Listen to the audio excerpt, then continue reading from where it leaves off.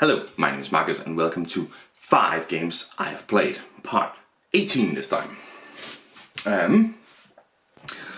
So let's just get into it. This one it has an average of 5 out of 10 in rating.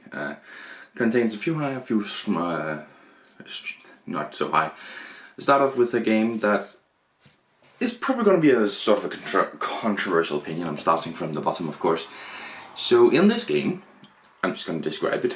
You are witches that are trying to go around, collect resources to purchase towers, and you're all doing this with a hand where you are forced to play, and then you have to choose if you're a coward or you're brave, and it's always terrible. It's room service. I'm rating it a 1 out of 10. This is the only game ever where I have, after the first round, said, I don't want to play anymore, because I didn't. That was absolutely terrible. You can't plan anything. You just choose these cards and then hope to God you get to play them in how you want to use them. And it's like, and I just plan to be a coward throughout unless I'm guaranteed to be capable of being brave. Because other than that, there's no in the risk. Because if you say you're brave and somebody else says you're brave, then you get to do nothing. So it is still way better to just say, well, I am a coward and I'm just getting 1 purple instead of 2 purples or a wand or whatever the hell. And you're just sitting there, like when we first started, I was like, okay, so if I could get to do these things, that would be cool, let's see what happens. And I got to do none of the things I wanted to do. None of them. I had to be a coward or I lost some, I lost 2 actions obviously, and then 2 actions I was just a coward on. And I just realized this is absolutely terrible. I cannot plan ahead. I can't plan to do anything unless I'm just planning on the coward action. And then if I'm last, I can like, ooh, hey, maybe I can do a brave action. But I was planning to hopefully do some brave action. And it looks really good. And then at the very end, my wife and I are sitting back with 1 card left, and she's last. So I'm forced to do the coward action, or I'm not going to do an action. Because I know she has her card and she's probably going to do brave just to fuck with me. Because obviously you're going to do that. That's how the game works. That was just terrible. That was the point where I was like, okay, I could sit at the end and be guaranteed to have to do a coward action or no action at all. Because you're sitting with those last ones. And it could be like, hey, I'm hoping I'm going to be last. You could say that. Or you could also just not be an idiot. Like, that was just insane to me. 1 out of 10. I will never want to play this again. And I stopped after 1 round. I just didn't want to play. My team, or the group that I was playing with, said, okay, we will not play it. Play it another time. Although I did say, you can play to the finish, but I'm done. 1 out of 10 for room service. Terrible. Next up is Smart 10. This is another quiz game. I believe this is probably the quiz game I've rated the highest. Because I'm giving this a 4 out of 10. Which is very high for a quiz game for me. And the reason that I'm giving Smart 10 a higher rating than any other is the way it works. So what happens is that you have 10 options on like a wheel. Their answers covered up and you remove them. And then either, if you answer correctly, you have a point in the button you removed. Or you're just out if you answered wrong.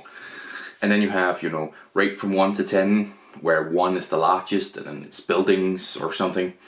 It's like, is this a writer, an author? And then if it's yes, you can answer that, or you can't answer no. So if the answer is no, you're out, right? That's just wrong. Or just, what color is this character known for? And then there's a couple of characters, like, oh, it's blue, or something. All these kinds of weird things. And there doesn't go around where I feel like it's hopeless. You should always answer the first one.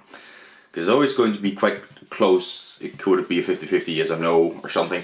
And there's the opportunity for you to score a point. But if something that you know about a little bit, for example, the 1 to 10 rating is like, okay, if I'm third, then 2 people have answers and giving me some clues to what I can do. Both of the answers are correctly or incorrectly. Like if the guy on my right, so it's my turn next, there's 5, and it turns out it's actually 7, he's out. But I now know that that is number 7, so maybe this thing that I thought was number 7, well, is that then 8 or is it 9? It gives you options there, so it's actually quite fun to play. And I've been close to winning a couple of times, but never quite get there. And I guess that's just the way with quiz games, is you still need more knowledge to win. But I feel like Smart 10 is actually quite a fun quiz game where you're battling against your friends. So 4 out of 10 on that one. It's still a quiz game. Just still down there. Istanbul gets a 5 out of 10. It's just the regular version. You have a bunch of tiles set out that all do different things, and you're trying to collect, I believe it's 5 diamonds. It's actually been a little while since we played it, but I believe it's 5 diamonds. Or gemstones or whatever. And you collect those in various ways. One thing I felt was annoying is that it's very difficult to collect things. So if you have this spot where a diamond costs 4 coins, it's difficult to get more than that, but usually someone will then put on the spot, buy the diamond for that one, and then it becomes 5 coins. And you're there like, my entire route that I've just planned is gone now. And that you sit like that often. It's very much a competition to get there first, because if you don't, you're gonna be delayed. And I just didn't enjoy that much. But it had a bunch of the areas had really good ways of utilizing them. You have some trade rates where you some trade areas where you get more areas, so you could have more trade things, so that you could sell and get more coins at a time. So these areas, because all of a sudden a diamond cost 13 gold or something. Like the 4 and 5 is very low. So the mechanics worked really well. I just felt like this race to it. I don't know, it's not beginner friendly, maybe that's the thing. I just didn't enjoy it, and therefore it gets a 5 out of 10. It's solid mechanics, I didn't enjoy it. 5 out of 10. And I just said Smart 10 is the highest rated. Are you dumber than a box of rocks? That would technically be a quiz game, and it's actually also a solo game, and I've given it a 7 out of 10. So what it is that you have an answer where question where the answer is either 0, 1, 2. You know it's one of those. And very often you'll be like, it's 0, 1, it's 1 or 2, so you have this 50-50 almost in most of them. And you have to try and answer, I think it's 10 questions correctly, before a box of rocks answers correctly. So basically the rocks have 2 sides. A side without a line and a side with a line.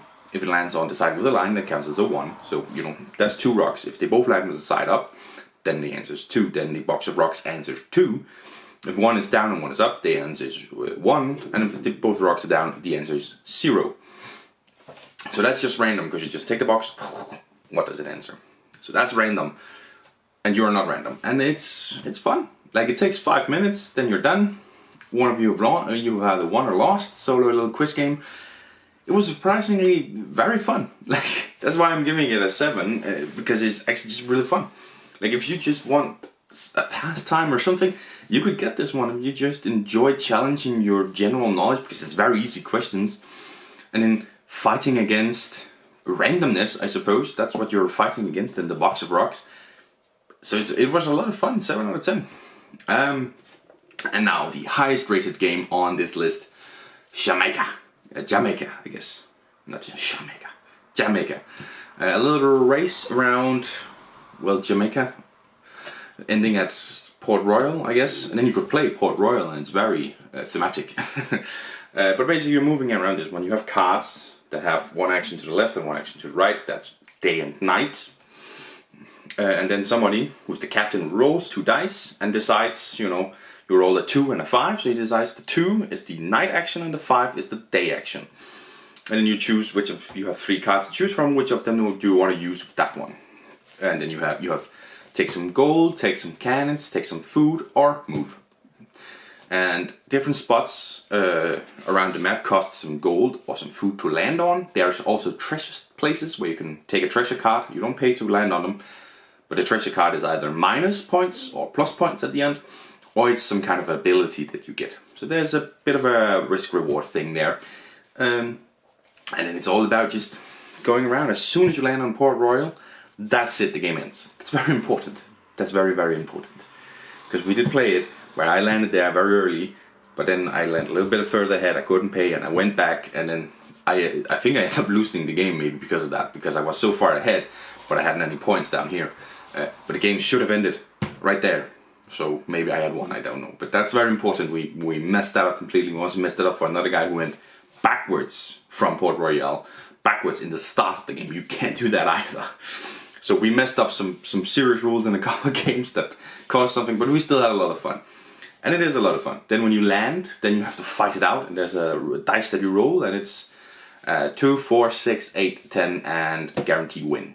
And then you can put in cannons. Every cannon counts as 1 to try and win the game, because you could rob each other. It's a lot of fun, very quick game where you race around this place and take decisions where to go based on how expensive it is, or you want to go for treasure. I won my first game of it because I just went really fast and got all the treasure cards, and they were basically all plus points, so I ended up winning.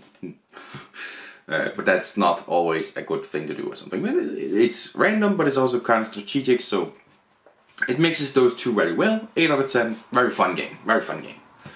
So that is part 18 of 5 games I've played. A very surprisingly terrible game, but very middle of the park. Yeah. Thank you very much for watching, and I'll see you in the next one. Bye!